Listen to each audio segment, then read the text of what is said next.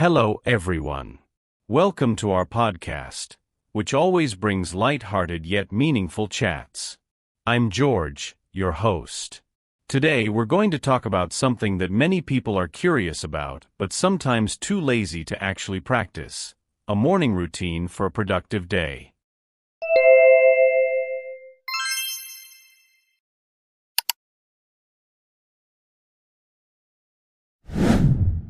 Why is a morning routine important? Because the morning is the foundation of our day, and what we do in the morning can determine our mood, energy, and focus throughout the day. But don't worry, we'll talk about this in a light-hearted way. Today, I'm not alone. We have a special guest who is no stranger to lovers of lifestyle and productivity content. Let's get straight to it, Grace. Welcome to our podcast. Hello, George. Thank you so much for inviting me. It's great to have a casual chat here. So glad you could come, Grace. Before we get into the topic, how are you? What have you been up to lately? Okay, George. I'm busy, but it's still fun. I'm still focusing on creating content on social media, especially about daily life, self-care, and things that can help people be more productive. Wow, that fits our theme today. There must be a lot of insights that you can share later. But before that, I'm curious, Grace, are you a morning person? This is an interesting question. I'm not always a morning person, but now I've started to learn to enjoy the morning. I think it's a matter of habit. What about George? Me? Wow, I used not to be a morning person at all.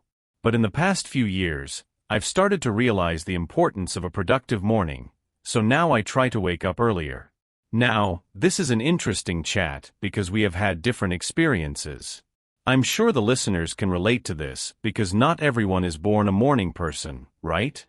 Totally agree. And I think people often misunderstand productive morning routines. Sometimes they think it has to be something complicated. According to George, what is the ideal morning routine? Okay, this is my personal opinion. I usually start my morning with hydration. So, drinking water is the first thing I do. After that, I like to meditate for a while, not for long, just 5 minutes to calm my mind. Then I do light exercise, usually stretching or walking around the house. Then, have a healthy breakfast. What about Grace herself? It's similar, but there's an addition. I usually start my morning with journaling. So I write down what I'm grateful for that day, what I want to achieve, and what excites me. That makes me more mindful. After that, I drink water just like George. Sometimes, I add lemon or honey to make it fresher. Then I continue with light exercise or yoga. Wow, journaling is really interesting. I've tried it, but not regularly. What makes Grace consistent in journaling? In my opinion, journaling is like talking to yourself. I understand more about what I feel and what I want. And it doesn't have to be long, just 5 to 10 minutes. Does George like journaling? To be honest, I'm still not consistent. But this conversation makes me want to try again.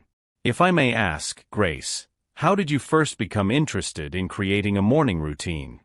Initially, it was because I often felt overwhelmed. I used to be in a rush in the morning, so my mood was easily bad all day. From there, I thought something had to change. I tried and experimented until I finally found a routine that suited me. What triggered George himself? For me, it was during the pandemic. Working from home made me realize that if I don't have a clear routine, my day will be unstructured. Finally, I started researching morning routines and slowly implementing them. The pandemic has indeed changed many things. I feel that too. By the way, George, are there any things that you think must be avoided in the morning? Wow, there are so many. In my opinion, the most important thing is not to check your cell phone immediately after waking up. That can make us stressed because we are flooded with information. Grace, do you agree? Totally agree. I also try not to hold my cell phone for at least the first 30 minutes after waking up. I focus on things that are more grounding, like stretching or journaling earlier. This might be a challenge for many people, especially those who work in the digital field. Grace, Do you have any tips for not being tempted to check your cell phone early in the morning? I have it. I usually put my cell phone a little far from the bed, so it's not easy to reach. Then I set the alarm on the alarm clock, not on the cell phone. So there's no reason to check the notification first. Smart. I've also heard that making a morning routine must be realistic and according to your needs. Does Grace agree with that? Yes, I agree. A morning routine is very personal, so you can't copy-paste from other people. It must be tried and then adjusted to your lifestyle and goals. That's right. Now, speaking of personalization, how do you know which routine is right for you? I'm an experimenter. I try various activities, such as meditation, exercise, reading books, and even cooking breakfast. Over time, I know which ones make me happy and which ones make me stressed. That's an important process, right? Sometimes, people give up because it doesn't work right away. Does Grace have any message for listeners who might be struggling to make a morning routine? Sure. I want to say it's okay if it doesn't work right away. Morning routines are about consistency, not perfection. Start with something small like drinking water or stretching, then add more slowly. Good motivation. But I'm curious, Grace. When you're on a holiday or weekend, does your morning routine stay the same, or does it change? Oh, on weekends I'm usually more relaxed. I still journal and drink water, but maybe skip exercise and watch a movie or read a novel instead. But there's still an element of mindfulness, so that the day doesn't get messed up. How about George? I feel the same way. I'm also more flexible. Sometimes, I sleep longer on weekends, but I still try not to do it too late. Why I start the morning with a big breakfast with my family. Having breakfast with my family is so much fun. I also sometimes like to cook with my family when I have time. Speaking of breakfast, does Grace have any recommendations for healthy breakfast menus that are easy to make? Of course I do. One of my favorites is a smoothie bowl. Just blend fruits, add granola, and your favorite toppings. Simple, delicious, and healthy. What about George? I usually make an omelette with vegetables. The ingredients are easy, and it's enough to keep you full until noon. Omelets are also my favorite, especially if you add cheese. I'm hungry talking about breakfast. Now, Grace, when it comes to sleep, how many hours of sleep do you think are ideal for a productive morning? I always try to sleep 7 to 8 hours. Getting enough sleep is the key to not being cranky in the morning.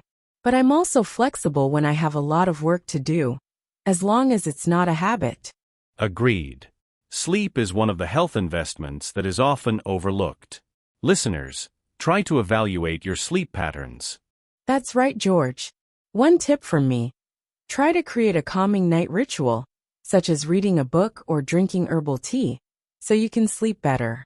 That's a great tip, Grace. Lastly, what are your hopes for listeners who want to start their morning routine? I hope they can start with small steps and not be too hard on themselves. Remember, big changes start from small things. Enjoy the process. Thank you so much, Grace, for all the tips and stories. I'm sure our listeners are inspired to be more mindful in the morning. Thank you too, George. I'm so happy to be able to share here. Hopefully our chat is useful. It must be very useful. Okay, guys, that was our episode today. I'll see you in the next episode. And don't forget to start your day with enthusiasm and a smile. Bye. Determine. Determine means to decide, establish, or conclude something, often after considering facts or evidence. Example: your hard work and dedication will determine your success. Excites. Excites mean causing strong feelings of enthusiasm, happiness, or anticipation in someone. Example: the idea of traveling to a new country excites many people. Rush. Rush means a situation where people are in a hurry or urgency. Example: I need to rush to the station. The train leaves in 5 minutes. Avoided. Avoided means to stay away from or prevent something from happening. Example: She avoided the busy streets by taking a different route. Flooded. The word flooded is usually used figuratively to mean overwhelmed, such as with work, emotions, or tasks. Example: I was flooded with emails after the announcement. Thank you for watching. To improve your English skills, don't forget to practice every day. Don't forget to click like, subscribe, and comment.